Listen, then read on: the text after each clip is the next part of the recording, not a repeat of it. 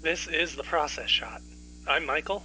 I'm still here in a haunted theater, and I have a review coming at y'all about Tom Clancy's Without Remorse, an action movie directed by Stefano Sollima, released this year. It follows John Kelly, a Navy SEAL whose wife is murdered by Russian operatives in retaliation for a raid on one of their outposts a few months prior. When he learns that the CIA considers the incident to be a closed case, Kelly decides to take matters into his own hands, regardless of how many people he has to step over or hurt in the process. Soon he comes to realize that there are bigger stakes at play here, and that he may be working under someone who wants him dead. The story and plotting are pretty basic.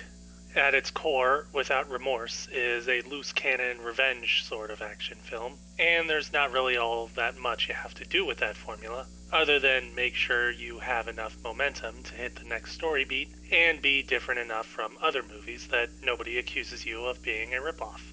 When it comes to this movie, they take the radical approach of removing a good amount of adrenaline from the action scenes, and in some cases foregoing action entirely in favor of scenes with conversations and exposition.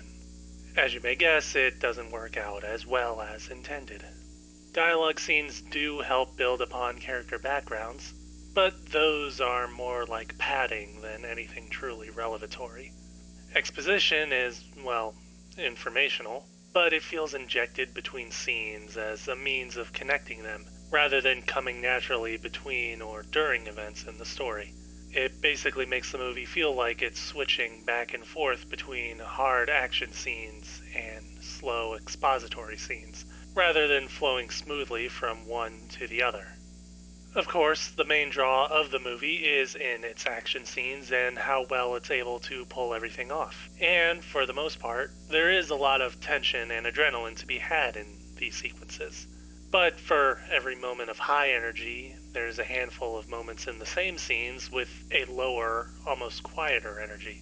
In the same way that the overall film goes back and forth between action and exposition, even the action scenes feel the need to take a break at various moments.